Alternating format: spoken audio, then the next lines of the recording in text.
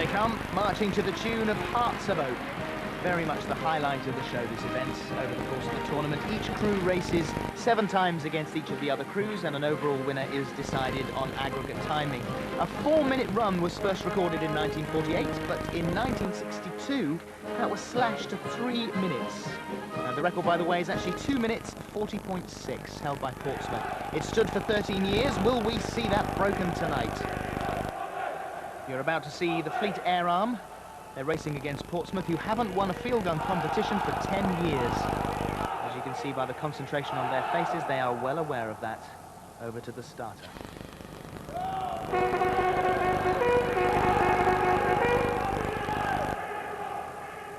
And away they go on the first leg of the run this evening. Now, once down at the Warwick Road end, they wheel everything around, and everything goes over the home walls. That's men, guns, limbers. Neck and neck at this stage. Now in the centre, the sheer legs are set up with 28 feet spars to help carry the first 2 men of each crew across the yawning gap of the chasm. 28 foot wide. They're followed by the 10-foot spars. You now see slotted securely into the ramps on what is known as the enemy side of the chasm. Up go the wires, on the wires the travellers, and on the travellers the men with the wheels. Each wheel weighs 120 pounds. And as you can see, Portsmouth just in the lead. Here come the gun carriages. Next, the great weight of the gun barrel. Now, the barrel's weight is in excess of 800 weight each. But you wouldn't think of it to look at these guys. The last piece of equipment to go across the chasm is the gun limber. And like everything else, the gun limbers weigh 345 pounds. They're manhandled across the arena. Portsmouth definitely in the lead here, through the holes in the enemy walls. And when everything is safely through and in position, each of the guns have to fire 3 rounds. So after 10 years in the wilderness, are Portsmouth on their way to an overall win, we wonder? Well, they've certainly won that leg.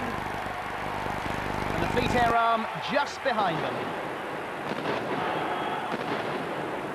So the crews have completed the first stage, that's the run out. Now everything has to be properly prepared before the second stage, the run back, begins.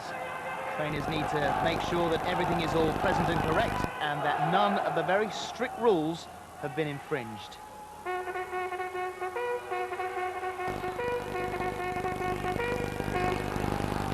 On to the second stage. Everything now goes over the enemy walls, and already the first 2 men of each crew have crossed the chasm. Sent the traveller back now to their comrades who are following behind, the first of them with the wheels. Then the gun limbers. They make it look so easy. Now the first piece of the gun to go across, the great weight of those gun barrels, remember, 900 pounds apiece.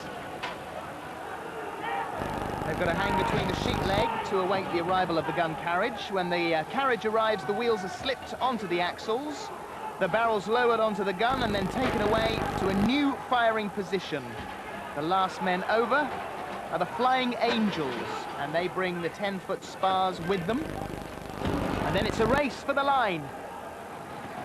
Portsmouth definitely on form this tournament. That's another leg to them. And there's the Fleet Air Arm, and they're 3 rounds. Part 2 over. Strain is starting to show.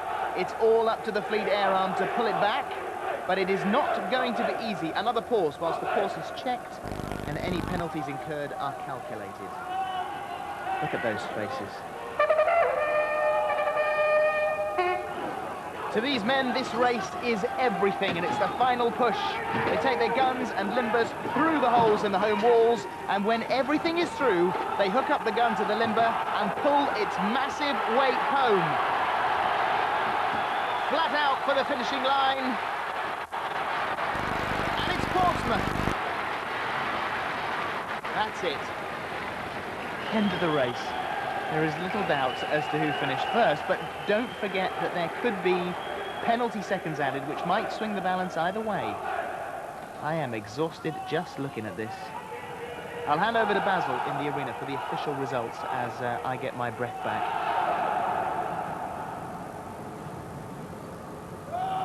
But for the moment, the running times are these. Fleet Air Arm, 3 minutes and 0.3 of a second. Portsmouth, 2 minutes, 45.3.